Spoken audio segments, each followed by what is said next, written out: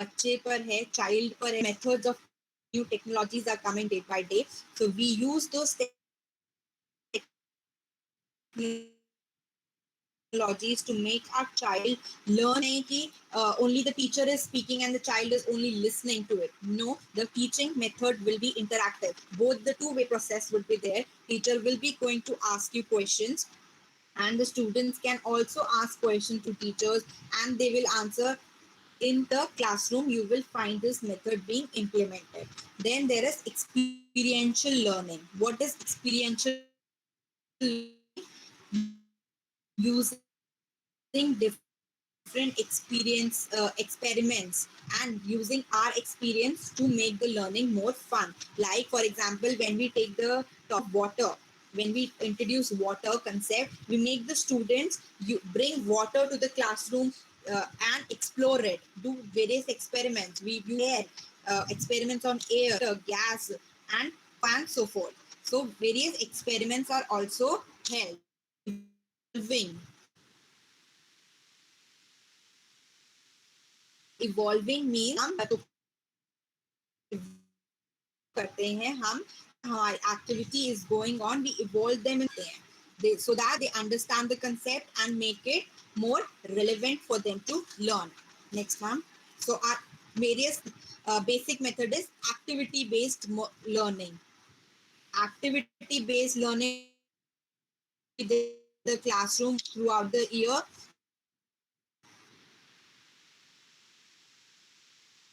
We believe in holistic development of the. What is holistic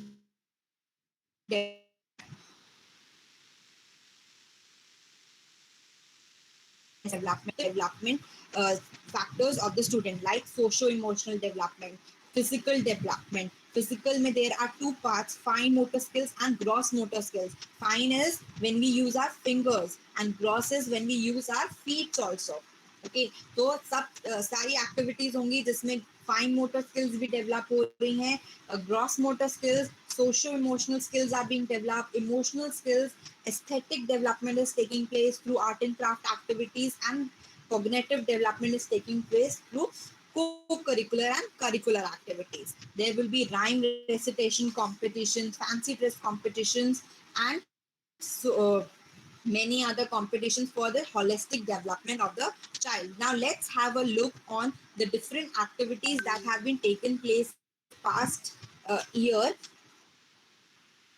First comes the physical activities. Here are some of the glimpses of the physical activities that have been taken place.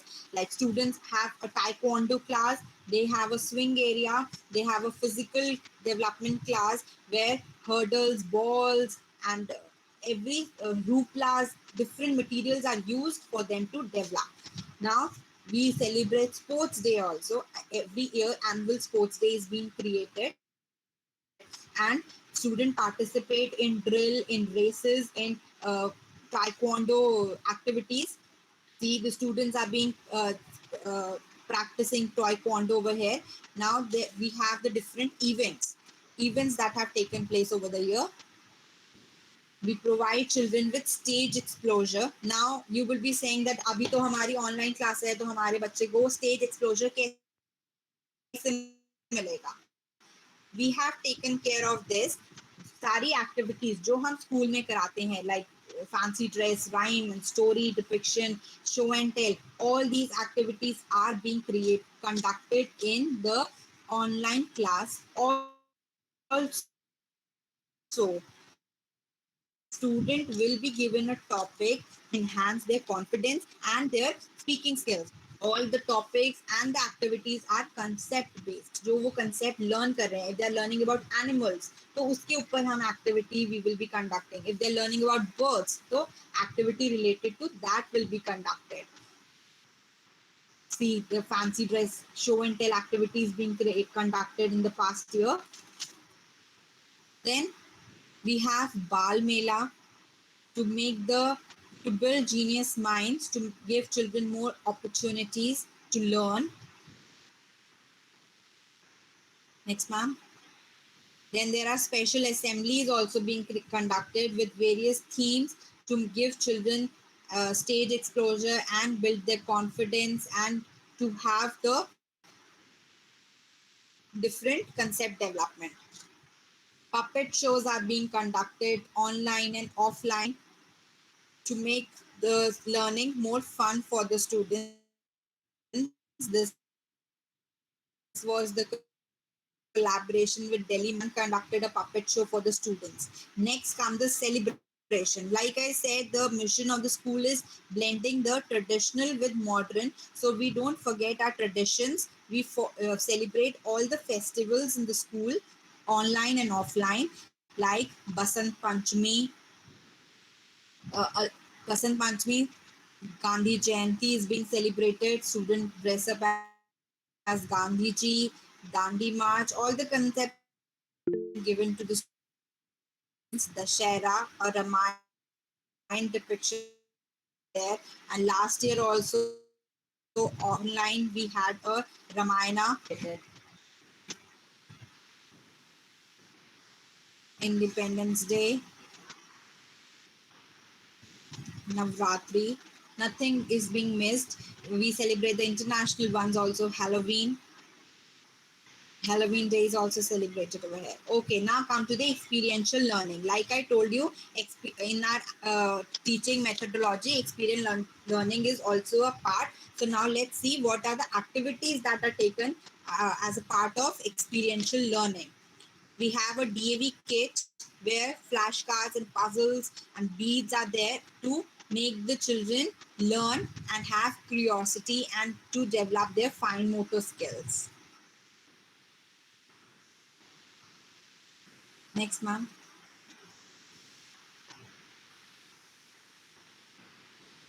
Building genius minds, seed germination, clay molding,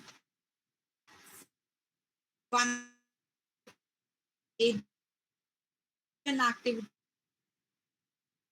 are being conducted in the classroom, online and offline and online classes. Everything we are going to do online classes also.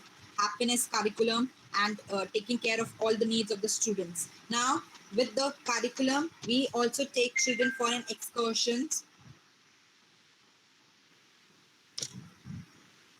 adventure camp, Adventure Island, visit to Adventure Island, Kidzania,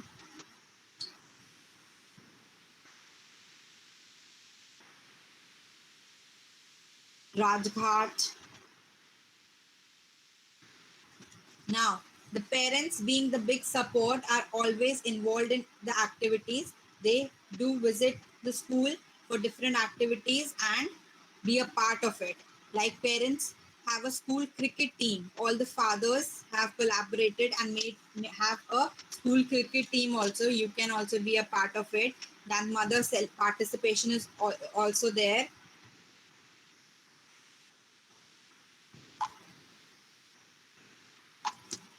Storytelling by mothers. Mother visit the class and tell stories to the students. Rangoli making competition is there. Lalchin making during Diwali. Storytelling for the Parents' Day celebration.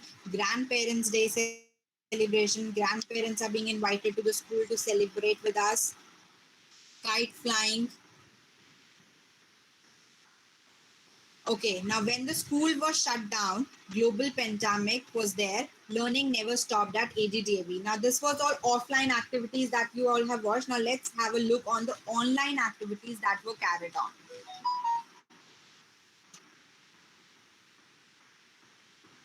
Attempting out of the box learning methods.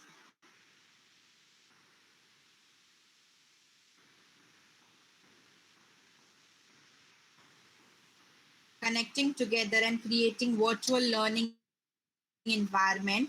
Various learning environments were created for learn something new, infusing and instilling hope among students remotely. Various activities were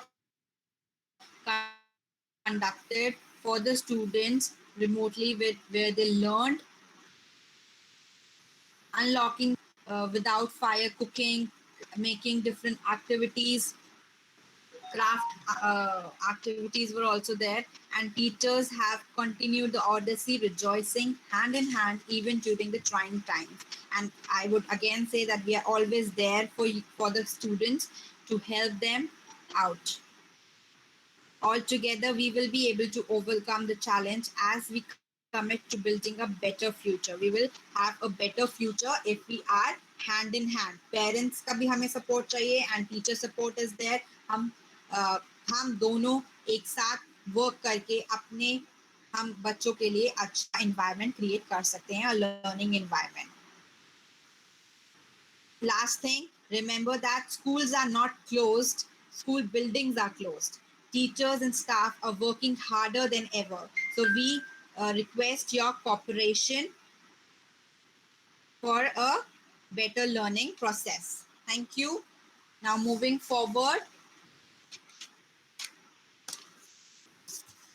Now I would like to request our preschool teachers to please introduce themselves and tell about the curriculum of preschool. Isha ma'am. Yes, Himani ma'am, thank you so much. Good morning, everyone. As Himani ma'am told you, my name is Miss Isha Narula. I will be taking preschool. Yes, you must have got the messages. I have already informed the parents about my name. In preschool, our main motive is the all-round development of the child. And for this, we have different curricular and co-curricular activities. I will be telling you about the curricular activities, and for the co-curricular, Sapna ma'am is going to tell you. In co-curricular, our focus is to develop the ability of the child to read and write. In reading, we will be taking, in English, we will be taking only the letters. Okay, first the recognition part and then the writing part.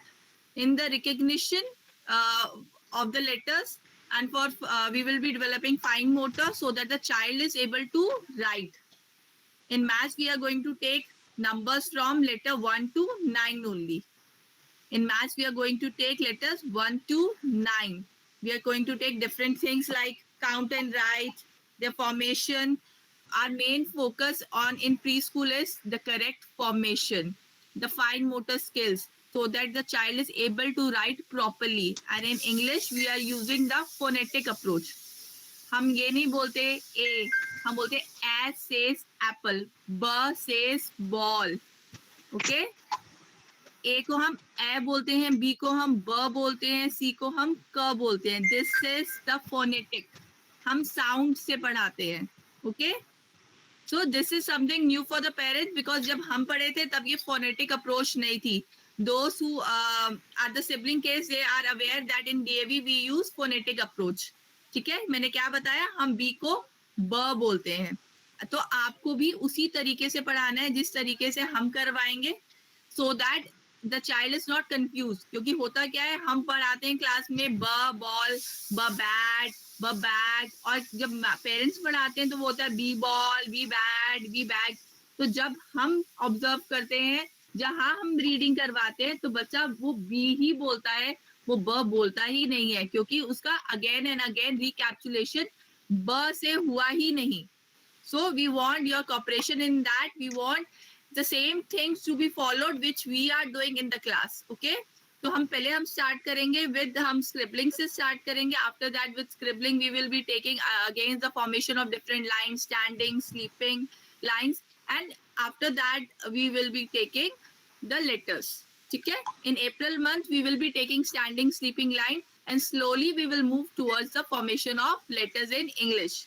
Maths we will be starting from August, but उससे पहले हम pre number concept we will be taking. Pre number में big, small, more, less. Okay, these will be the topics we will be taking in maths. Tomorrow the class will start at 12 o'clock. I will be giving the timings in the group.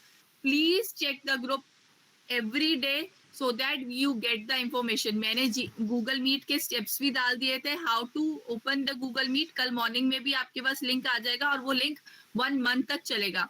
Every morning आपको उस link पे सिर्फ click करना है, वो आपको immediately Google Meet में ले जाएगा, and the class will start. ठीक है, आप 5 मिनट्स पहले लॉग इन करेंगे. नॉट अगर 12 बजे स्टार्ट है तो आप 12 बजे लॉग इन नहीं करेंगे, क्योंकि I will start teaching at 12. Okay, so you are going to miss it. तो start by 11:55 you should admit.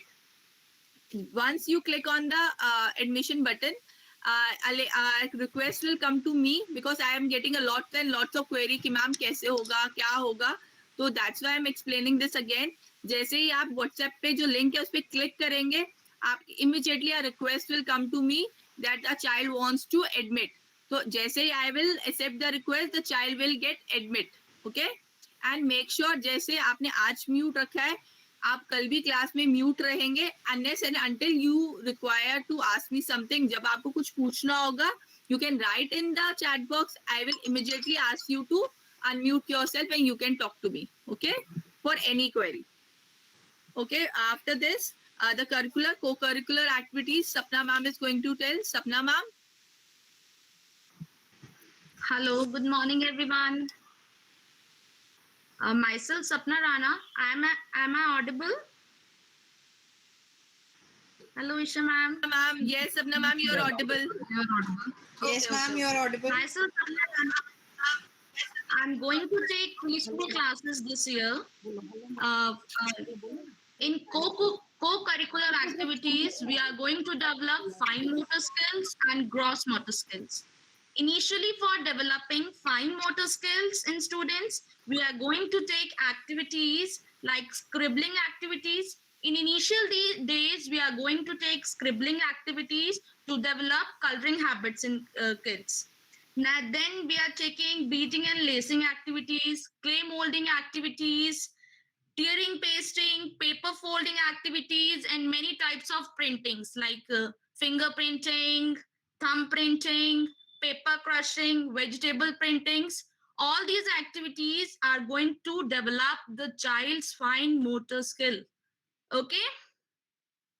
And for developing gross motor skills in kids, we are going to take aerobic classes, dance classes, jumping activities, yoga classes. On regular basis in our classes, we are going to take warm-up sessions to develop gross motor skills in our kids. For this, we need your support. Okay, parents, we need your supports to motivate our kids, क्योंकि they are very small. तो आपका तो उनको support चाहिए होगा, साथ में अकेले तो ये classes नहीं ले सकते. So you are there for them, and we are also there. ठीक है, to motivate our kids to achieve their higher potentials. Okay, parents. And जैसे ईशा मैम ने आपको बताया गूगल मीट कैसे ज्वाइन करनी है, तो आपको लिंक आ जाएगा, then you will join that.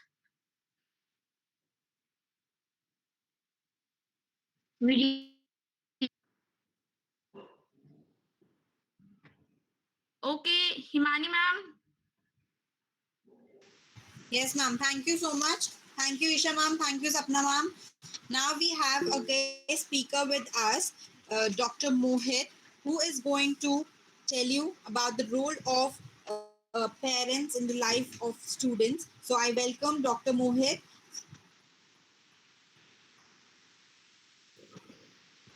Hello. Am I audible now? Hello. Good morning, doctor.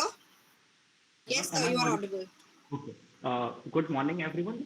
First of all, I would like to say thanks to Arvind Gupta DAV Centenary Public School for inviting me for this parent orientation program, and especially Sonu ma'am, who was my school teacher also, for giving me this opportunity where I can address parents and the teachers also to understand few things which we usually observe in a classroom setting with our child's behavior.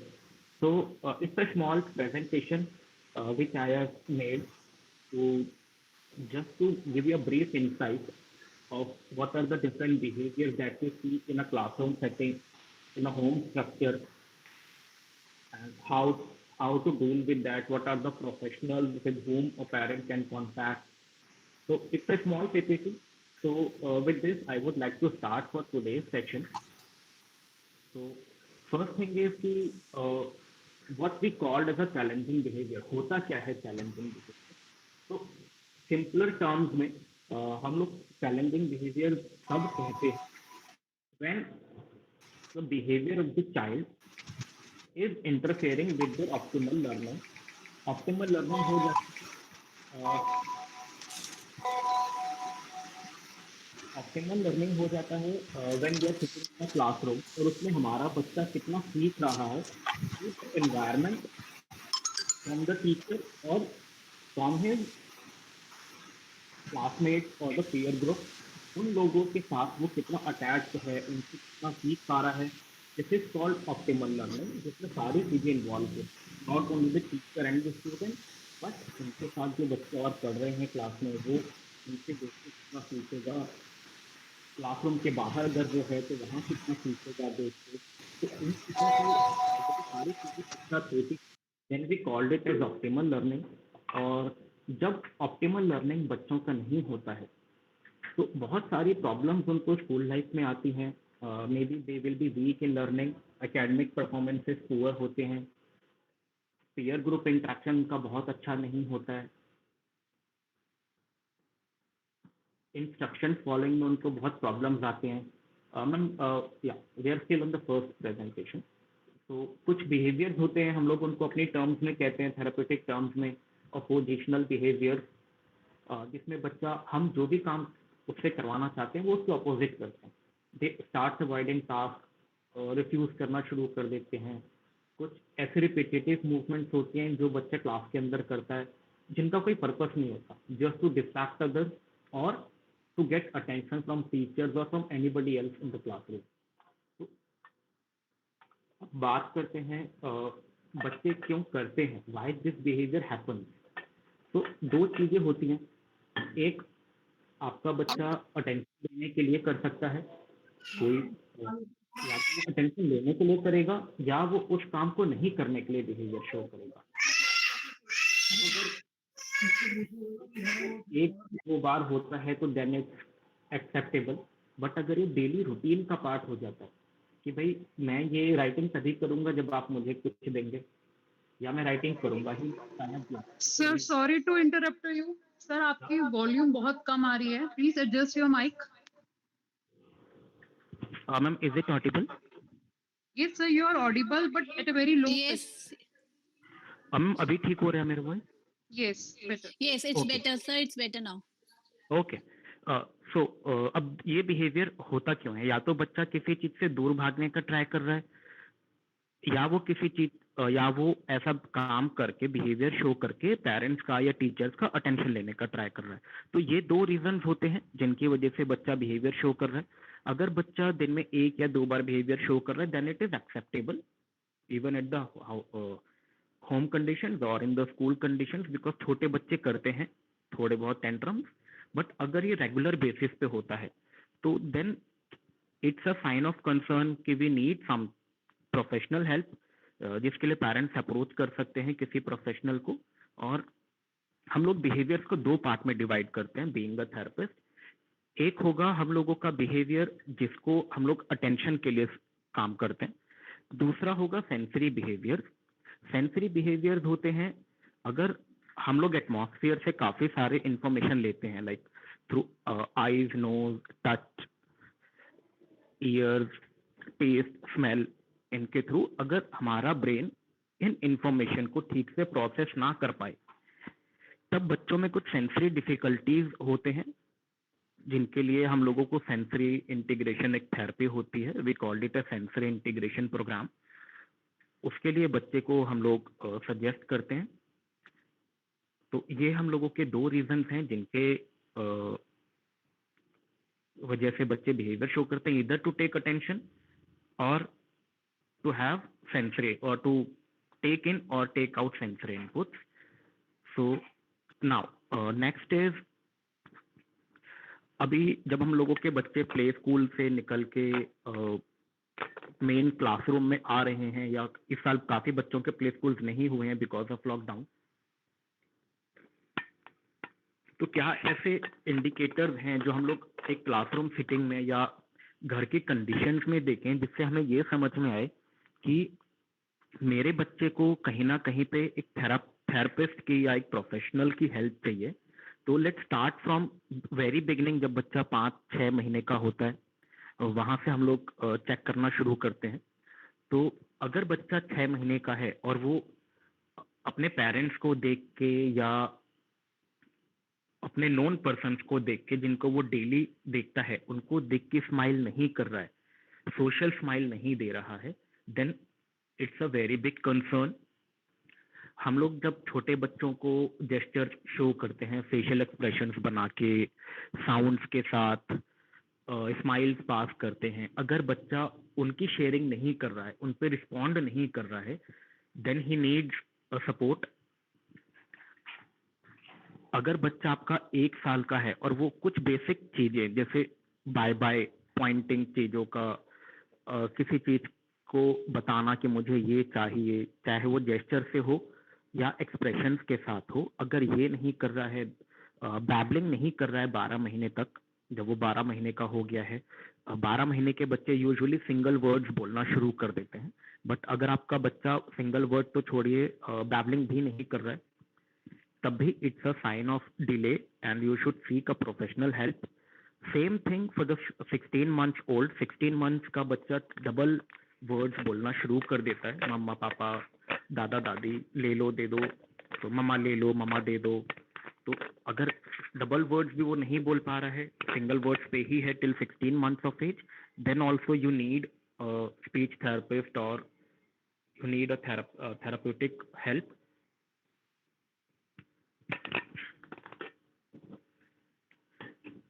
So same अगर आपका बच्चा echolalia है, echolalia हम लोग कहते हैं कि जब हम लोग जो बोल रहे हैं बच्चा उसको वापस से हमें बोल रहा है, he or she is not giving appropriate answers in contextual form, echolalia है, वो सेम वर्ड्स या सेम फ्रेजेस को रिपीट कर रहा है, then you need a speech therapist. अगर आपका बच्चा 1.5 साल से 2 साल के बीच का है और वो नेम रिस्पॉन्स नहीं देता है, आई कांटेक्ट नहीं देता है, सराउंडिंग से उसको बहुत ज्यादा इफेक्ट नहीं होता, he is lost into himself, imitations नहीं करता है,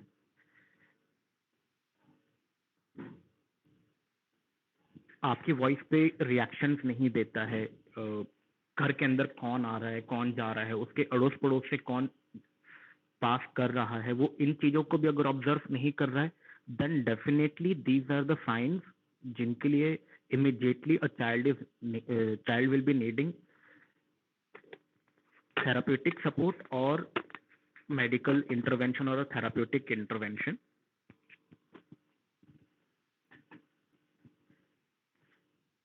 सो नेक्स्ट इज, हम लोगों के बच्चे स्कूल के अंदर जा रहे हैं, so what should a teacher should look in a child so that they can suggest the parent कि हाँ भाई आपके बच्चे में थोड़ा सा कुछ अनयूजुअल पैटर्न हमें देखने को मिल रहा है, तो आप एक प्रोफेशनल की हेल्प लीजिए so that you can get a correct guidance.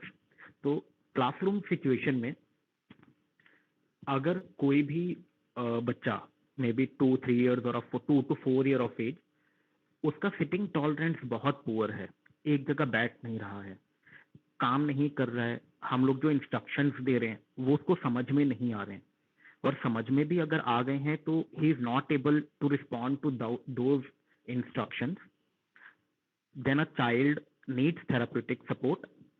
अगर एक बच्चा बहुत ज्यादा आइसोलेटेड रहता है, उसको पसंद ही नहीं है दूसरे बच्चों के साथ मिंगल अप करना, वो हम लोग जब स्कूल सेटिंग्स में हम लोग बच्चों को देखते हैं तो वहाँ पे एक राउंड टेबल होती है या एक रेक्टेंगल टेबल होती है जिसमें 4 से 6 बच्चे एक साथ बैठे होते हैं।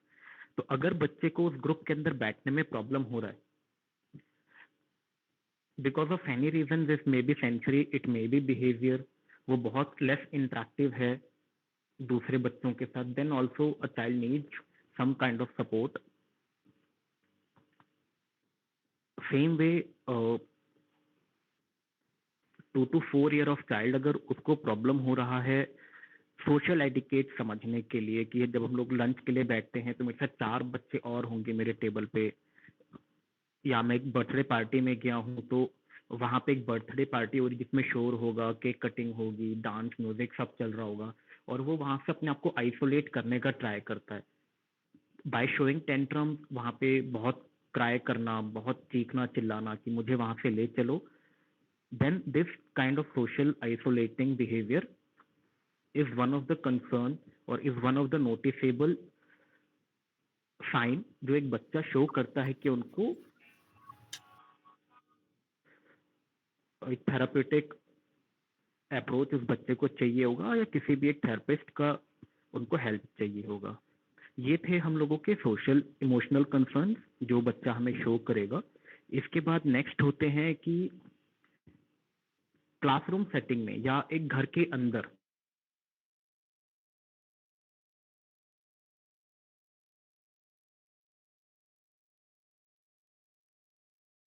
अपने आप को एंगेज करने के लिए, अपने आप को बिजी रखने के लिए, तो इसमें सबसे पहले जो बिहेवियर्स आते हैं वो ये कि बच्चे के इंटरेस्ट बहुत लिमिटेड होंगे। वो उन्हीं पैकबोर्ड्स के साथ खेलेगा, उन्हीं ब्लॉक्स के साथ ही खेलेगा, उनकी लाइंस लगाना, अपना एक टॉय वो पूरे दिन लेकर के अपने साथ रखेगा जो वो किसी और को देगा ही नहीं। और अगर पेरेंट्स ने या किसी ने भी, इवन स्कूल टीचर ने लेने का वो ट्राई किया तो बच्चा ऐसे टेंट्रम शो करेगा कि वो आउट ऑफ कंट्रोल चला जाता है। तो एक्सेसिव फैसिनेशन या टुवर्ड्स एनी ऑब्जेक्ट और टुवर्ड्स एनी पर्सन बच्चा तब शो करता है when he has difficulties in regulating his senses. अगर बच्चे का रूटीन थोड़ा भी चेंज हो जाए, क्लासरूम में अभी इंग्लिश की मैम आनी थी या इंग्लिश की जगह हिंदी की मैम आ गई हैं, वो टीचर एब्सेंट हैं, थोड़ा सा चेंज हो गया, तब उनको बहुत ज़्यादा उनके बिहेवियर निकल के आएंगे, बहुत ज़्यादा शो करेंगे कि भाई एकदम से चेंज कैसे हो गया, I was not prepared for this. ये हम लोगों के ऑनलाइन क्लासेस में भी होता है, कई बार रूटीन्स बच्चों को नहीं पता होते हैं तो they get upset, they get very under very tantrums. These are the behavioural concerns. कुछ हम लोग अगर एग्जैक्ट सेंसरी रिस्पॉन्सेस की बात करें तो सेंसरी बिहेवियर्स में हम लोगों के होते हैं कि बच्चा आई कांटेक्ट नहीं देगा, टो वॉकिंग करेगा, रॉकिंग बहुत ज़्यादा करेगा, हैंड फ्लैपिंग करता है, किसी चीज को टच नहीं करेगा। जैसे अभी मैम कह रही थी कि हम लोग फाइन मोटर के लिए क्ले एक्टिविटीज कराएंगे, टीयरिंग पेस्टिंग कराएंगे, तो अगर बच्चे बेटे इसको करते हुए ग्लू को या फेविक्विक को जो भी आप यूज करेंगे फेविकॉल, उसको हाथ पे लगाने ही नहीं दे रहा है, उसको आपने हाथ पे फेविकॉल लगाया एंड वो जस्ट इमीडिएटली अपने कपड़ों पे वाइप ऑफ कर रहा है, then it's a clear cut sign कि उसको सेंस, टच जो हमारा सेंस होता है उसके अंदर उस बच्चे को कुछ प्रॉब्लम हो रहा है, तो he is giving us some negative feedback. जब जैसे उसको हम लोग थेरापुट्टी देते हैं या क्ले देंगे या फेविकॉल देंगे, तो इन बच्चों का इन फ्यूचर हम लोगों को राइटिंग डिफिकल्टीज मिलता है, क्योंकि उनको जब टच नहीं पसंद है, आप क्ले की एक्टिविटीज नहीं करा पाएंगे, क्ले की एक्टिविटीज नहीं होंगी, फाइन मोटर डेवलप नहीं होगा, फाइन मोटर डेवलप नहीं होगा तो बच्चे का राइटिंग में या तो वो बहुत ज्यादा प्रेशर के साथ लिखेगा या वो बहुत कम प्रेशर के साथ लिखेगा। तो ये सारे प्रॉब्लम्स होते हैं जो हमें इनिशियल इसी एज में 2 to 4 ईयर ऑफ एज में दिख जाते हैं, but because of lack of correct guidance या हम लोगों को नहीं पता लगता है छोटी छोटी चीजें, तो हमें इन फ्यूचर राइटिंग कंसर्न्स आते हैं, अटेंशन कंसर्न्स आते हैं। और कुछ बच्चों के लाइक अभी हम लोग जब 2 to 4 ईयर ऑफ एज बच्चे स्कूल्स में देखते थे हम लोग लास्ट ईयर तक, तो कुछ बच्चों का हाइपर एक्टिविटी के क्लियर साइंस होते हैं, वो लोग बैठेंगे नहीं, बहुत एग्रेसिव होते हैं, दूसरे बच्चों को पुश करना, हिट करना, जाके बार बार टेबल को टैप करना। इवन अभी ऑनलाइन क्लासेस में हम लोग जब क्लासेस ऑब्जर्व करते हैं तो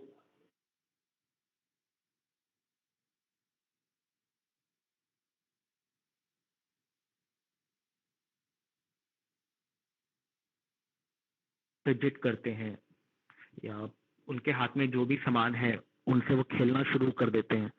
तो ये सारे साइंस होते हैं जो हम लोग ऑनलाइन क्लासेस में अभी देख रहे हैं बच्चों के साथ, and we suggest parent to go for a therapeutic intervention. कुछ बिहेवियरल कंसर्न्स हम लोगों के बच्चों के आते हैं अगर उनके फाइन मोटर या ग्रॉस मोटर स्किल्स में प्रॉब्लम होता है और कोऑर्डिनेशन स्किल्स में। तो ये मैम ने ही बताया था, fine motor is your use of fingers, thumb and wrist. इन तीनों को मिला के जब हम लोग यूज करेंगे तो उसको हम लोग कहते हैं fine motor skills. Gross motor आप लोग जितनी बड़े जॉइंट्स को यूज करके जो काम करेंगे, सीढ़ी चढ़ना, सीढ़ी उतरना, jumping, skipping, one leg standing, alternate leg jumping, ये सब आपका ग्रॉस मोटर में आ गया। कोऑर्डिनेशन हम लोग दो पार्ट में डिवाइड करते हैं, एक आई हैंड कोऑर्डिनेशन, एक आई फिट कोऑर्डिनेशन। तो आई हैंड कोऑर्डिनेशन आपका हो गया जिसमें भी आप आईज और आई से देख के अपने हैंड के थ्रू काम कर रहे हैं। और फाइन मोटर एक्टिविटीज जो मैम बता रही थी, क्ले एक्टिविटी, टीयरिंग, पेस्टिंग, ये सब आई हैंड कोऑर्डिनेशन एक्टिविटीज हो गई along with fine motor skills. And I feet में आपका आ गया फुटबॉल खेलना, किकिंग करना, वन लेग स्टैंडिंग, तो जिसमें आप आई से देख के पैर के थ्रू कुछ काम कर रहे हैं। तो these are your gross eye feet coordination, और थेराप्यूटिक टर्म में हम उसको विजुअल मोटर कोऑर्डिनेशन कहते हैं। अब इसमें सबसे इंपॉर्टेंट आता है रोल ऑफ पेरेंट्स। तो अगर हम लोगों ने ऊपर जितने भी साइंस अभी देखे हैं, स्पेशली जो वार्निंग साइंस की जो 3 से 4 स्लाइड्स थी, behavioural concern, social and communication वाला, ये अगर पेरेंट्स को दिखते हैं तो इनको हम लोग कहते हैं रेड फ्लैग साइंस। अगर ये है तो डेफिनेटली आप जितना जल्दी किसी भी प्रोफेशनल से हेल्प लेंगे उतना अच्छा है, सो दैट आपके बच्चे को इन फ्यूचर कोई प्रॉब्लम ना आए।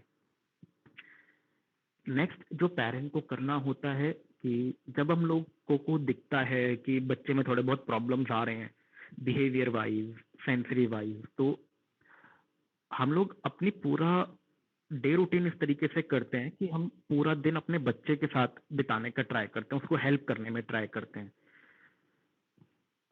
छोटी से छोटी चीज में सपोर्ट करने का ट्राई करते हैं। तो we as a therapist, I always suggest to a parent कि ये मत करिए, अपने बच्चे को आप सिखाइए। As a parent, as a teacher या एज अ थेरेपिस्ट हम लोगों का काम है सिखाना। आप 1 से 2 बार सिखाइए, 3rd टाइम जब आप बच्चे को वो सेम काम दें तो यू आस्क हिम और her to do it on his own, so that जो हमने सिखाया है वो उसको इम्प्लीमेंट करे। अगर हर बार मैं ही बच्चे को करवा रहा हूँ या हर बार एज अ पेरेंट आप बच्चे को करा रहे हैं तो बच्चा सीखेगा नहीं, वो आपके ऊपर डिपेंडेंट होना शुरू कर देगा कि मेरे से नहीं होगा तो चलो थोड़ी देर टेंट्रम शो करते हैं, पापा मम्मी में से कोई आ जाएगा और वो मुझे हेल्प कर देगा। तो सपोर्ट उतना ही करें जितना रिक्वायर्ड है बच्चे को।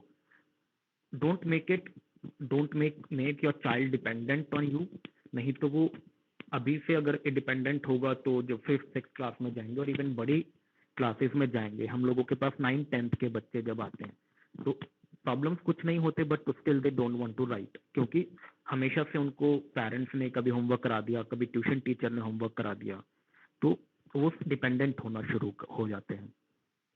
और जब हम लोग बच्चों से काम कराना शुरू करते हैं, 2 बार हमने किया, 1 बार बच्चे ने किया, तो जब बच्चा परफेक्टली उस काम को कर देता है या ट्राई भी करता है, परफेक्टली नहीं करेगा कोई बात नहीं, ट्राई भी अगर बच्चे ने कर लिया तो हमें उस एफर्ट को जो बच्चे ने डाला है उस काम को करने के लिए, उसको हमें रीइंफोर्स करना होता है विथ एनी पॉजिटिव रीइंफोर्सर।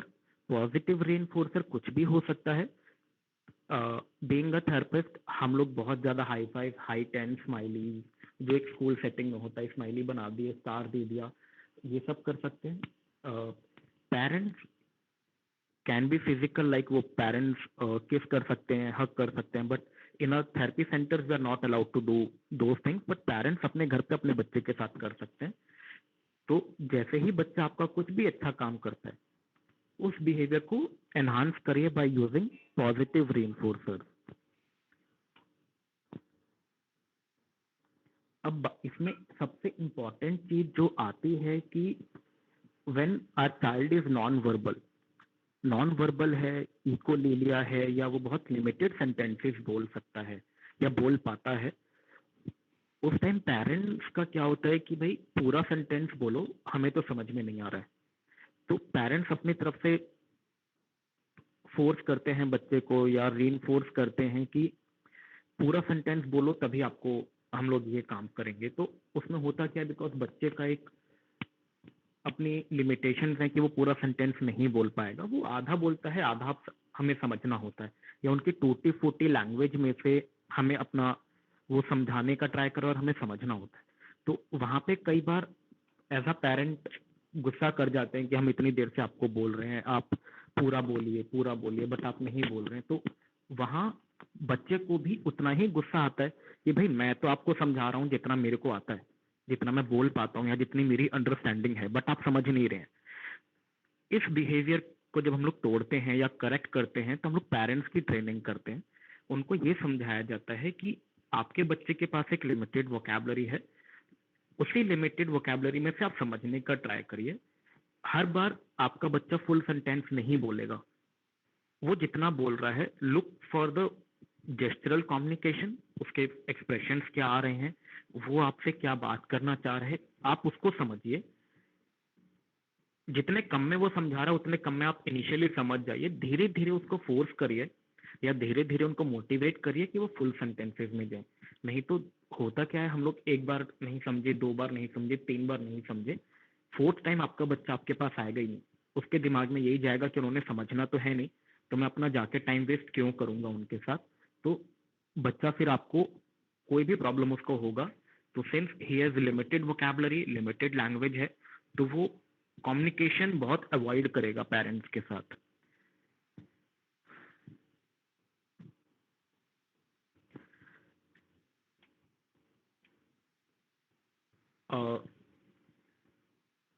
मैम इसके पहले वाला स्लाइड, यस। सो अब हम लोगों के पास जब बच्चे आते हैं तो या तो वो नेगेटिव बिहेवियर शो करते हैं या वो पॉजिटिव बिहेवियर शो करते हैं। हम लोग हमेशा नेगेटिव बिहेवियर को अवॉइड करते हैं देखना। अगर बच्चा मान लीजिए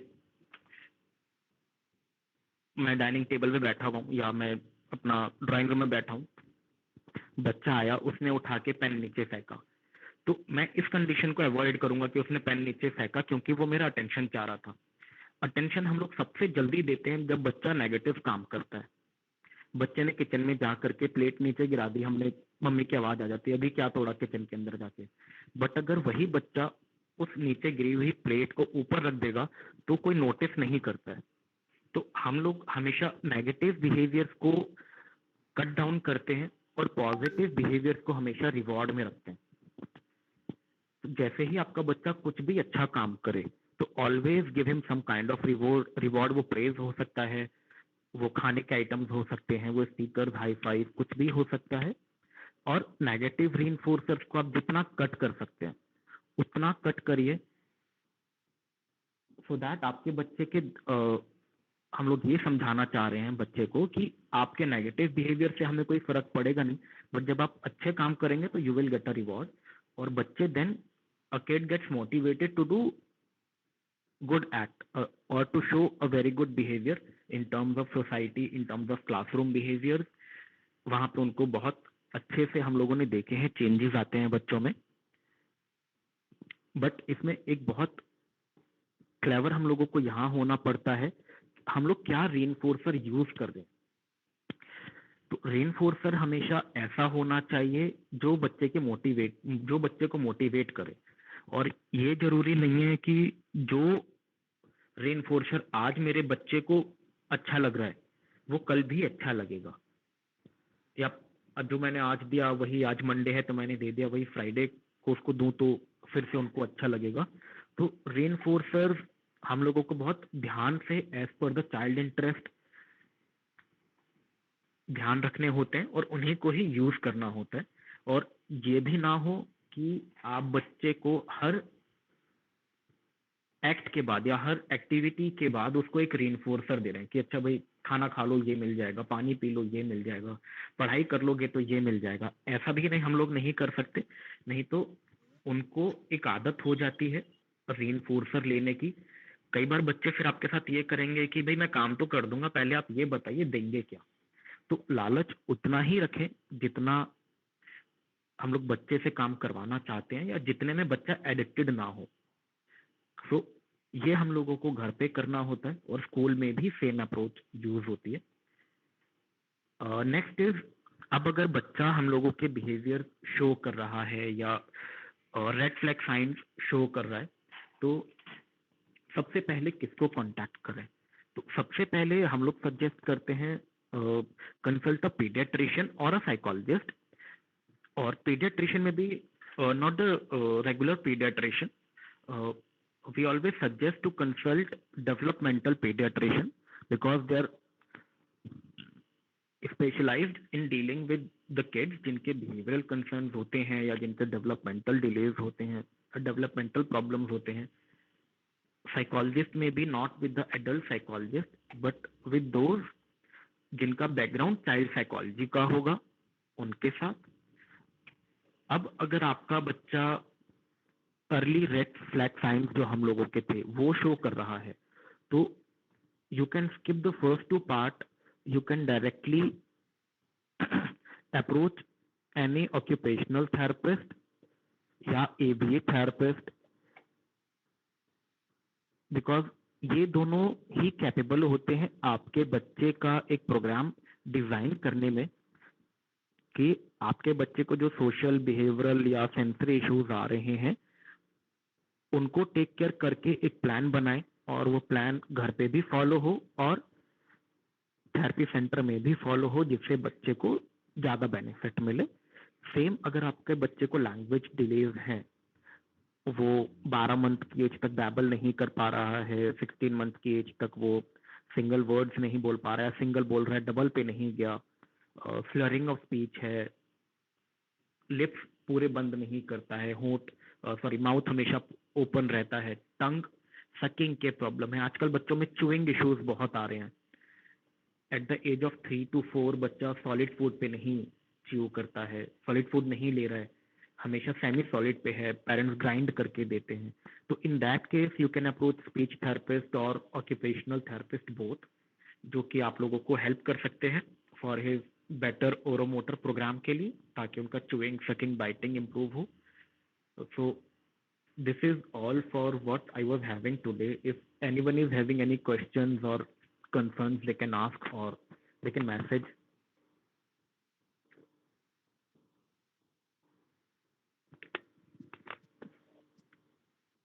If any parent is having any query related to it, please ask it in the chat box or open your mic and ask one by one. Sir is there to answer you.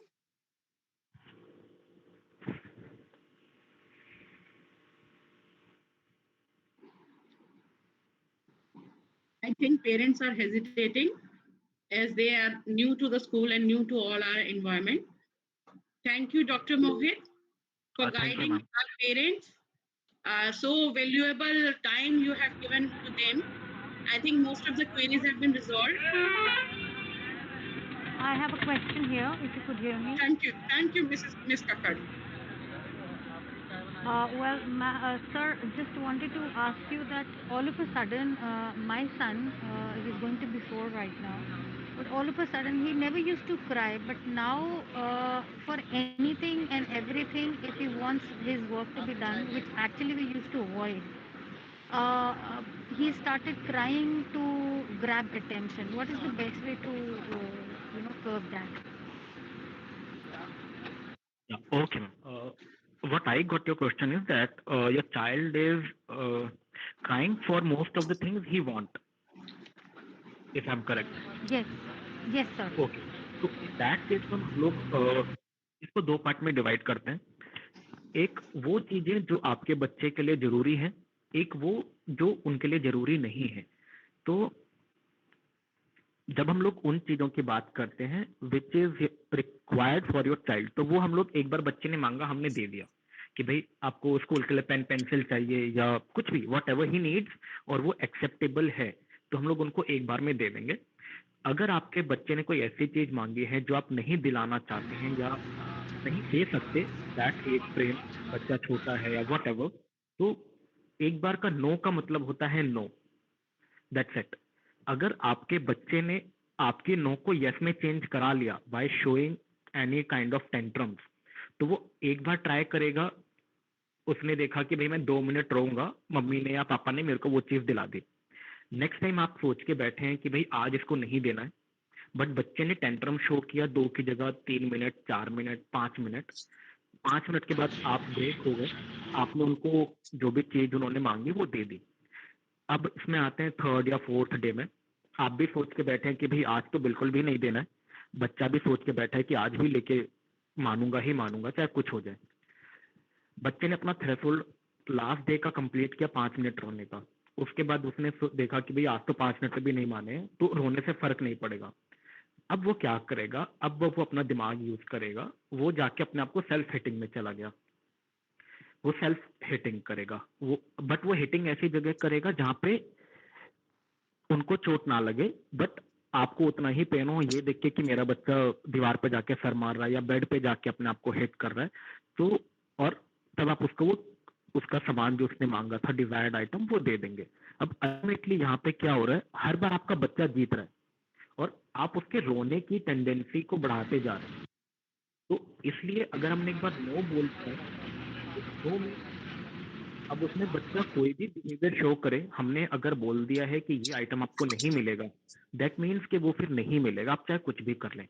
अब उसमें कई बार ऐसी conditions भी आती हैं कि parents से देखा नहीं जाता, बच्चा अगर सेल्फ हिटिंग कर रहा है, कई बार बच्चे दीवार पे जाके सर मारते हैं या बेड साइड मारते हैं, खुद को हर्ट करने का ट्राई करते हैं, तो हम लोग पेरेंट्स को कहते हैं कि आप उस जगह से चले जाइए कहीं और, क्योंकि बच्चा सिर्फ आपके ऊपर मेंटल प्रेशर डाल रहा है। आप अगर उस वहां से निकल जाएंगे, बच्चा बिहेवियर शो करना बंद कर देगा, वो चुपचाप अपना चुप होके वो चला जाएगा कि भाई अभी तो हम मिलने वाला है।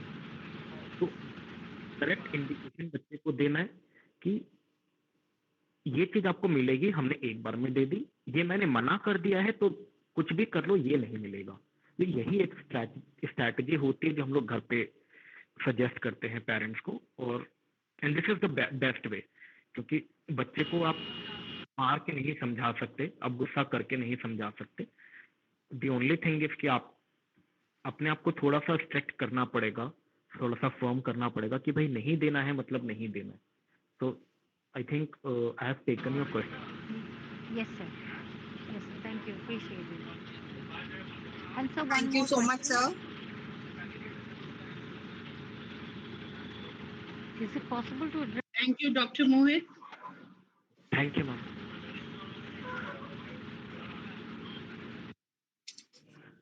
Moving forward, now taking care of your body.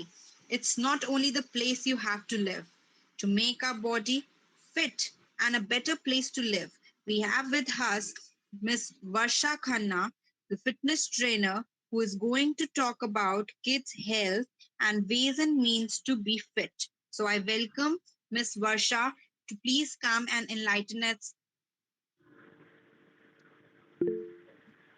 Hi, good morning, everyone. I think I'm audible and visible as well.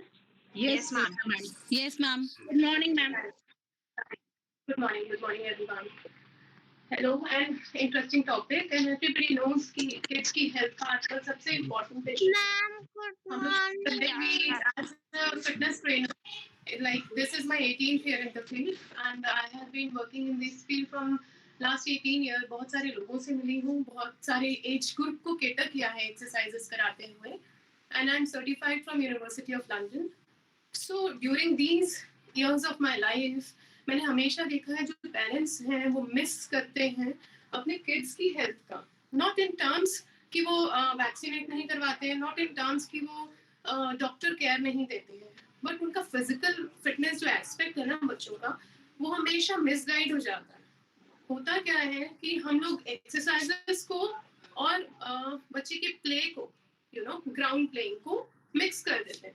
हमें लगता है कि एक्सरसाइजिंग और ग्राउंड प्लेइंग एक ही बात है, जबकि ये दो अलग अलग फैक्टर्स हैं। और स्पेशली जब हम छोटे होते हैं, जो जिस एज के बच्चे, suppose you should be taking care from 3 to 10, from 3 years to 10 years, आपके बच्चों को ग्राउंड प्ले बहुत इंपॉर्टेंट होता है, हाईली इंपॉर्टेंट। ग्राउंड प्ले की इंपॉर्टेंस किसी भी चीज से रिप्लेस नहीं की जा सकती है, ठीक है। तो मैं कोशिश कर रही हूँ आज मैं एक्सरसाइजेस और आपकी फिजिकल एक्टिविटी आपके बच्चों की जो हेल्थ है उस पर किस तरीके से इम्पैक्ट करती है, हल्का सा उसको एक्सप्लेन करने की। सो बॉडी पे जब हम लोग कोई भी ग्राउंड प्ले या फिजिकल एक्टिविटी बच्चों के लिए चूज करते हैं, हम लोग की सबसे पहले बच्चों के जो ब्लड सेल होते हैं वो So in numbers they start growing. बच्चों के जो blood cells हैं in numbers they start growing in numbers. Okay? उसके बाद उनके मसल सेल्स ग्रो करने शुरू करते हैं, उसके बाद उनके बोन सेल्स और ऑर्गन्स. यानी कि ब्रॉडली बोलूं तो हमारी बॉडी में हर एक सेल एक्सरसाइज और एक्टिविटी करने से ग्रो हो रहा है. एक हार्मोन होता है जिसको हम लोग बोलते हैं ग्रोथ हार्मोन, वो 3 to 10 इयर्स के बीच में पीक में होता है ह्यूमन बॉडी में. अगर हम इस हार्मोन को अच्छे से यूटिलाइज करना चाहते हैं, then we have to give our child at least 180 minutes of activity every day. 180 minute of activity का मतलब है कि हम लोग 1 से 1.5 घंटा 2 घंटा बच्चों को एक्टिविटी दें. सबसे पहले प्रॉब्लम्स क्या आ रहे हैं these days? तो सबसे पहले कोरोना लॉकडाउन ने बहुत ज्यादा बच्चों को इनएक्टिव बना दिया है. जो स्कूल में जाने के 6 से 8 घंटे होते थे बच्चों का ट्रैवल, बस से आना जाना या किसी भी तरीके से ट्रैवल करना, वहाँ पे 5 से 6 घंटे बैठना, अपने पीयर्स के साथ बात करना, उठना, खेलना, मूव करना, ये सब एक्टिविटीज बंद हो चुकी है. फिजिकल एक्टिविटी टोटली हम लोग ऑनलाइन क्लासेस पे आ चुके हैं, तो फिजिकल रिस्ट्रिक्शन बच्चों में बहुत ज्यादा हो चुका है. वी आर अफ्रेड, हम लोग बच्चों को प्लेग्राउंड में नहीं भेज रहे हैं. वी आर अफ्रेड कोरोना की वजह से कि कुछ लास्ट अभी मैं रिसेंट टाइम में कोरोना सुन रही हूँ कि बिकॉज कोरोना है मैम हम लोग बच्चों को ग्राउंड नहीं भेजते हैं. अब उससे पहले मैं सुनती थी डेंगू है मैम, मॉस्किटोज है, हम बच्चों को ग्राउंड में नहीं भेज रहे हैं. लेकिन हम लोगों को इस चीज की इंपॉर्टेंस को अंडरस्टैंड करना बहुत जरूरी है. आई एम नॉट सेइंग कि आप प्रिकॉशंस नहीं लीजिए, प्रॉपर प्रिकॉशन लीजिए, लेकिन बच्चों के लिए ग्राउंड एक्टिविटी आई थिंक इतनी जरूरी है जितना ही उनके लिए न्यूट्रिशन है. आप लोग खाना तो बहुत अच्छे से खिलाते हो कि मेरे बच्चे ने मॉर्निंग में ये ब्रेकफास्ट किया, लंच ये लिया, डिनर ये लिया, बीच में मुझे दूध देना है 2 बार, ये सब चीजों का हम बहुत अच्छे से ध्यान रखते हैं. लेकिन जिस बच्चे ने अपनी वो कैलोरीज ली है उसको वो कैलोरीज बर्न भी तो करनी.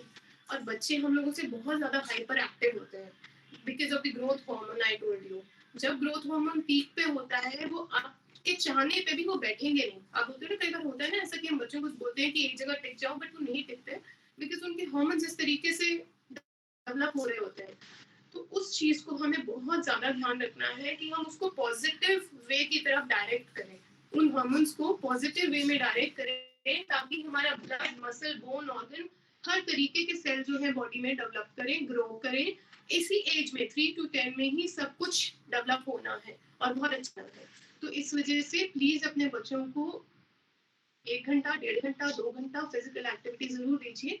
180 मिनट्स इज रिक्वायर्ड. 60 मिनट उसमें से यानी कि 1 घंटा उसमें से थोड़ी रिग्रेस हो सकती है.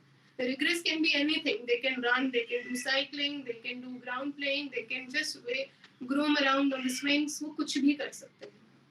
ठीक है, अब हम आते हैं ब्रेन पे कि किस तरीके से ब्रेन पे जो है फिजिकल हेल्थ का हमारा इफेक्ट होता है जब हम लोग फिजिकल एक्टिविटी देते हैं बच्चों को. मैं भी आपको एक्सप्लेन करूंगी आपको किस तरीके की फिजिकल एक्टिविटी कब देनी है और कैसे कैसे बच्चे उस चीज को रिस्पॉन्ड करना शुरू करते हैं. ब्रेन में सबसे पहले हमारे एंडोर्फिन्स रिलीज होते हैं. Endorphins are happy hormones. कभी कभी आप देखते होंगे आपके बच्चा अगर आप 2 या 3 बार उसको आवाज दे दो, चौथी बार में वो चिल्ला के या इरिटेट होकर आपको रिस्पॉन्ड करता है. बिकॉज हर बच्चा जो कि होम रिस्ट्रिक्टेड है, घर में रिस्ट्रिक्टेड है, कम से कम 3 से 4 घंटा ऑनलाइन क्लास ले रहा है, उसके बाद बाकी टाइम में या तो टीवी देख रहा है या गैजेट्स यूज कर रहा है क्योंकि फिजिकल मूवमेंट बिल्कुल ही बंद है. तो बच्चे इरिटेट हो गए हैं. उनके अंदर जो हार्मोन्स हैं वो इस समय इस तरीके से होते हैं, इस तरीके से डिजाइन किए हैं भगवान ने उनके हार्मोन्स कि दे नीड फिजिकल एक्टिविटी. वो अपने आप से ही इतने ज्यादा हाइपर एक्टिव होते हैं. अगर आप उसको सप्रेस करते हैं या दबा देते हैं, उनके फिजिकल एक्टिविटी डिमांड को सप्रेस करते हैं, तो वो इरिटेशन और बाकी साइकोलॉजिकल इफेक्ट उन पे फिर आने लगते हैं. दोबारा ब्रेन के बाद आता है हमारा प्लास्टिसिटी. प्लास्टिसिटी क्या मतलब होता है? प्लास्टिसिटी मतलब होता है कि हमने ब्रेन सेल्स तो डेवलप कर लिए. ग्रोथ हार्मोन की वजह से हमारे ब्रेन सेल लगातार डेवलप हो रहे हैं. Every minute, trust me, every minute आपका बच्चा जो है अपने ब्रेन सेल्स को ग्रो कर रहा है. तो जब वो ग्रो तो हो रहे होते हैं, एक और फैक्टर होता है विच इज कॉल्ड प्लास्टिसिटी, यानी कि उन सेल्स के बीच में जो कनेक्टिविटी होती है उसको हम बोलते हैं प्लास्टिसिटी. तो वो प्लास्टिसिटी भी, जो कनेक्शंस हैं, वो भी आपके फिजिकल एक्टिविटी लेवल से इंक्रीज होते हैं. उसके बाद आता है अ लार्जर हाइपोकैम्पस. हाइपोकैम्पस हमारे ब्रेन का एक ऐसा पार्ट होता है जिसको हम स्टोर हाउस बोलते हैं. मेमोरी के लिए और आपकी सारी लर्निंग के लिए वो एक स्टोर हाउस होता है. उसका साइज इन्हीं ईयर्स में बढ़ता है क्योंकि ब्रेन ग्रो हो रहा होता है लगातार. तो जो साइज है हाइपोकैम्पस का वो इन्हीं 3 से लेकर 6 साल के बीच में बहुत ज़्यादा ड्रास्टिकली बढ़ रहा होता है। तो जब आप उन ईयर्स में अपने बच्चों को पॉजिटिव एक्टिविटीज़ देंगे, हेल्थ एक्टिविटीज़ देंगे, तो वो डेफिनेटली ग्रो करेगा। ऑटोमेटिकली उनकी लर्निंग और अडेप्टिंग, उसको लर्न को मेमोराइजिंग, उसकी कैपेसिटी की इंक्रीज आप ऑटोमेटिकली देखेंगे। क्योंकि आपने कितनी बार नोटिस किया होगा, बच्चों को कई चीज़ें याद नहीं करवानी पड़ती, रटवानी नहीं पड़ती, बट दे रिकॉल। उनको पता होता है, कितनी चीजें उनको पहले से ही पता होती है जो आप नॉर्मली अपने फैमिली में बात कर रहे होते हैं, वो उन्हीं चीजों से उसको ग्रैस्प कर रहे हैं, क्योंकि एक लार्जर हिप्पोकैम्पस जो होता है उनकी मेमोरी को ज्यादा स्ट्रॉन्गर और वाइडर बनाता है। ठीक है, ये तो बात रही कि हमारी फिजिकल एक्टिविटी हमें किस तरीके से बच्चों की हेल्थ पर इफेक्ट करती है। अब आप लोगों को फिजिकल एक्टिविटी देनी किस तरीके की है, कई बार मैंने क्योंकि ज्यादातर हम लोग कैसे फिजिकली एक्टिव होते थे एज अ किड। आप अपने बचपन को याद करिए कि जब आप छोटे थे सब, तो आप किस तरीके से होते थे कि आप यूजुअली, मैंने तो अपना बचपन ऐसे ही निकाला है कि मोस्ट ऑफ द टाइम जैसे हम लोग स्कूल से आते थे, अपने बैग्स रैप अप करके लंच करके, we used to run into the ground. हम 2 से 3 घंटे जरूर बाहर पार्क में खेलते थे, and it can be anything. We used to run around, we used to play, हमारे फ्रेंड्स होते थे। लेकिन आजकल के एनवायरनमेंट में इतने सारे फैक्टर्स हो चुके हैं जिसकी वजह से ग्राउंड प्ले जो है वो बंद हो चुका है, ऑलमोस्ट बंद हो चुका है। आप अपनी लोकेलिटी में, अपने घर के आसपास देखिए कि कितने लोग जो है बच्चों को बाहर भेजना सेफ फील कर रहे हैं, बिल्कुल भी नहीं कर रहे। लेकिन हाँ, इसका मतलब ये नहीं है कि ग्राउंड प्ले की इम्पोर्टेंस कम हो चुकी है। इम्पोर्टेंट वो उतना ही है, इनफैक्ट बहुत ज्यादा इम्पोर्टेंट है ग्राउंड प्ले, लेकिन हम लोगों ने उसको रिस्ट्रिक्ट कर दिया है। तो कोशिश करिए कि आप जितना ज्यादा ग्राउंड प्ले जो है एनकरेज कर पाए बच्चों में, कि वो नीचे जाएं, अपने पीयर्स के साथ खेलें, जो भी वो करना चाहते हैं, चाहे वो स्विंग्स करना चाहते हैं, चाहे वो रनिंग करना चाहते हैं, चाहे वो साइकिलिंग करना चाहते हैं, क्योंकि this is the age of growth, they will adapt to everything, तो दे विल अंडरस्टैंड एवरीथिंग। आप उनको ग्राउंड लेकर जाइए, चाहे हाफ एन आवर के लिए एवरी डे, चाहे 1 आवर के लिए एवरी डे। मैंने आपको बताया 180 मिनट की एक्टिविटी डेली रिक्वायर्ड है। अब ये आप पे डिपेंड करता है कि आप उसको कितनी देर ग्राउंड एक्टिविटी दे रहे हैं। कितने लोगों को मैंने देखा है कि वो क्या करते हैं, ताइक्वांडो क्लासेस ज्वाइन करवा दी, जूडो क्लासेस ज्वाइन करवा दी फिजिकल एक्टिविटी के नाम पे, या फिर स्केटिंग क्लासेस ज्वाइन करा दी। दीज आर नॉट बैड, ये खराब नहीं है, बट ये रिप्लेस नहीं कर सकती ग्राउंड एक्टिविटी को। हमेशा ये ध्यान रखिए कि अगर आप ये करवाना चाहते हैं तो कम से कम 1 घंटा उनको ग्राउंड में छोड़िए, 1 घंटा आप ये सब एक्टिविटी करवा सकते हैं। लेकिन ग्राउंड पे, मैं बार बार बोल रही हूँ, ग्राउंड में बहुत ज्यादा बच्चे चीजें सीखते हैं। It is not only that their body is growing, their brain is growing, even psychologically they are learning to adapt as a teamwork. उनको टीम में समझ आता है कि टीम के साथ कैसे बिहेव करना है, मुझे अपने पीयर्स के साथ कैसे बिहेव करना है, गेम्स कैसे खेलने हैं। कई बार आपने कुछ ऐसे गेम्स देखे होंगे, जैसे एक छोटा सा गेम का एग्जांपल देती हूँ, जैसे खो खो। सो आप किड्स आर टू यंग, अभी तो बच्चे बहुत छोटे हैं ये सब अंडरस्टैंड करने के लिए, लेकिन कितने गेम्स ऐसे होते हैं जो हम बचपन में खेलते थे। That is only a 9-minute game, जिसमें हम लोगों को एक छोटी सी फील्ड में भागना है, बहुत 9 लोग में पकड़ रहे हैं और हमें बचना है। तो इन तरीके की चीजों से जो है ना, हम लोग डेवलप करते हैं not our brain and body coordination, team work, team spirit. बच्चे अंडरस्टैंड करते हैं किस तरीके से मुझे जो है एक ग्रुप में बिहेव करना है।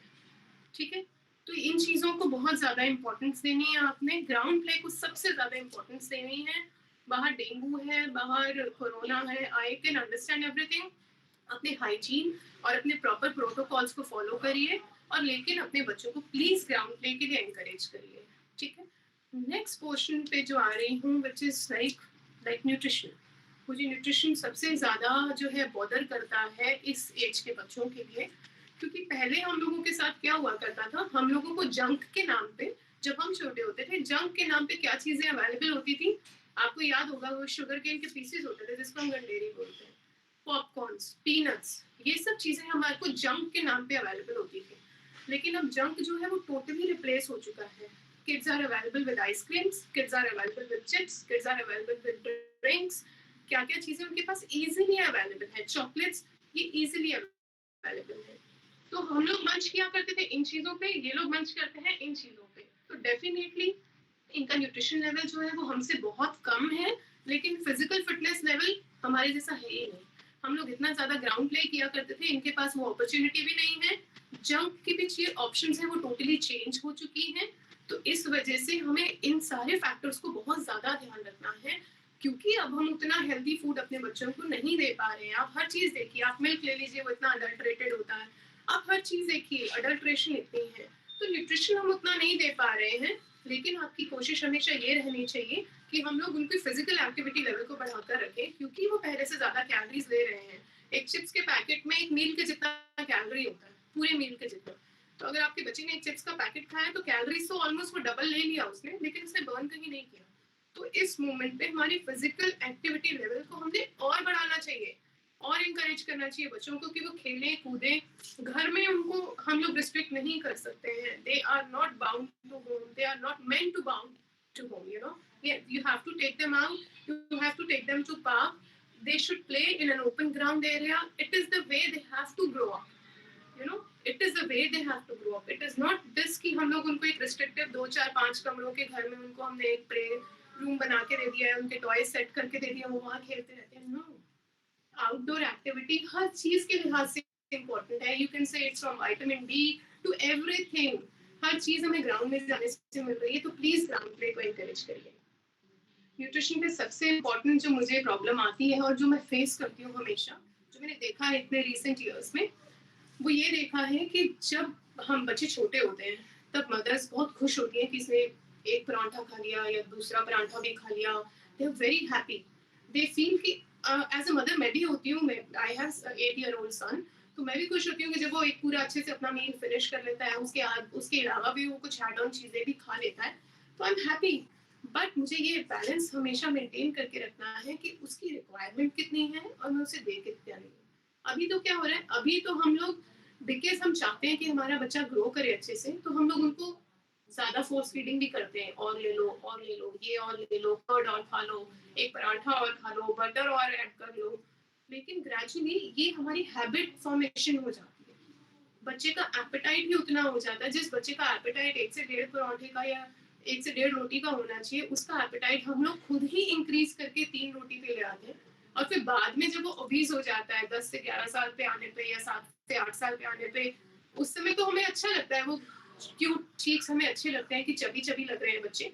लेकिन मैंने ये फील किया है कि जैसे जैसे वो ट्रांजिशन ईयर्स होते हैं, जैसे जैसे वो क्यूटनेस जो है वो ओबेसिटी में टर्न होती है, तो यही पेरेंट्स मेरे पास हमेशा आते हैं और ये बोलते हैं कि मैम हम अपने बच्चे की डाइट कैसे कंट्रोल करें।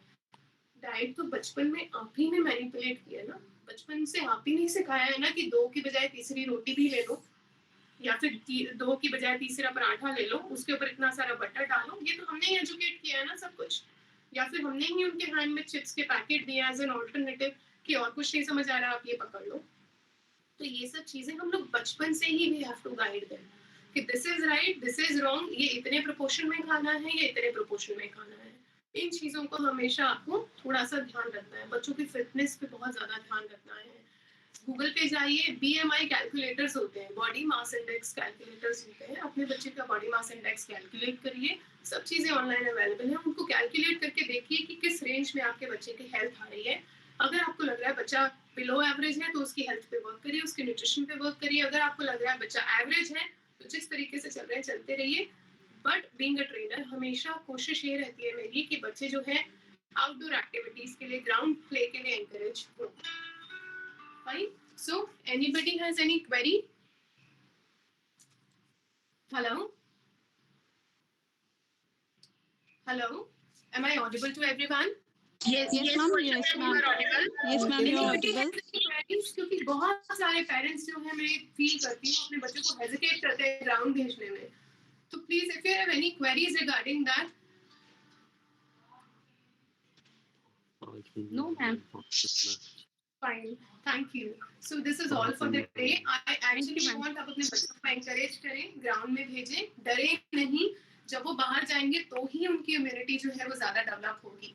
जब उनकी बॉडी ग्रो करेगी, उनके ऑर्गन, उनके सारे सिस्टम्स ग्रो करेंगे, तभी उनकी इम्यूनिटी जो है ज्यादा बेटर ग्रो करेगी। सो प्लीज अपने बच्चों के साथ जाइए, या फिर अकेला उन्हें, if you don't want to send them alone, please उनके साथ जाइए। इसी उससे आपकी भी फिजिकल एक्टिविटी हो जाएगी। आप 4 से 5 राउंड उस पार्क के लगाइए और अपने बच्चों को उस पार्क में 1 से 1.5 घंटे की एक्टिविटी के लिए छोड़िए। अपने बच्चों को सराउंड होने दीजिए पॉजिटिव लोगों से और अच्छे पीयर्स से। Thank you. Thank you, Varsha ma'am, for such wonderful suggestions. No, ma'am. Hello. Yes, ma'am. Hello. Yes, ma'am. Can I ask a question to Vasha ma'am, please? Sure, ma'am. Okay ma'am मेरा बेटा ना जैसे Apple और बनाना ही पसंद करता है खाने में वो और फ्रूट्स उसको अच्छे नहीं लगते या वो उनको टेस्ट करता है छोड़ देता है तो what should I do to make him them ऐसे बहुत सारे बच्चे होते हैं, इनफैक्ट मेरा खुद का बेटा जो है वो फ्रूट्स बहुत ज्यादा लाइक नहीं करता, तो it is not at all a problem कि वो एप्पल और बनाना ही खा रहा है और बाकी का न्यूट्रिशन जो है, बच्चे न्यूट्रिशन बहुत इजीली जो है, हम लोग इतना सा डाइट लेते हैं ना, अगर we are taking suppose 200 gram of anything, तो उसमें से हमारी बॉडी जो है सिर्फ 100 ग्राम के करीब न्यूट्रिशन अब्जॉर्ब करती है, क्योंकि हम लोग अडल्ट हो चुके हैं। लेकिन इनकी जो बॉडीज होती है ना बच्चों की, वो 200 ग्राम्स में से ऑलमोस्ट 180 ग्राम्स के करीब का न्यूट्रिशन अब्जॉर्ब कर लेती है। तो डोंट वरी, अगर वो खाली एप्पल खा रहा है और बनाना खा रहा है, बाकी चीजें नहीं खा रहा है, ग्रेजुअली डेवलप होते हैं बच्चों के। जो मेजर टेस्ट चेंजेस आते हैं ना, वो 8 से 10 सालों की एज में आ जाते हैं। जब वो 8 के आसपास आना शुरू होगा ना, वो अपने आप एक्सपेरिमेंट करना शुरू करेगा और चीजों को। फोर्स मत करिए प्लीज, किसी भी चीज के लिए बच्चों को फोर्स मत करिए। नेचुरली वो टेस्ट डेवलप करना शुरू कर देंगे, जैसे जैसे वो अपने आप जैसे जैसे वो ग्रो करेंगे, नेचुरली वो टेस्ट डेवलप करना शुरू कर देंगे। Don't worry. Thank you ma'am thank you so much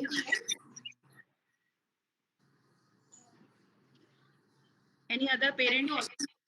Thank you, Vasha ma'am. Thanks. Thank you so much. Thank you.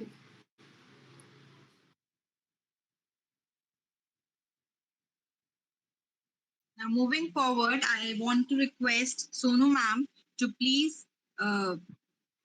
share some words with the parents. Sonu ma'am, Sure. please. Thank you. Thank you, Himani ma'am.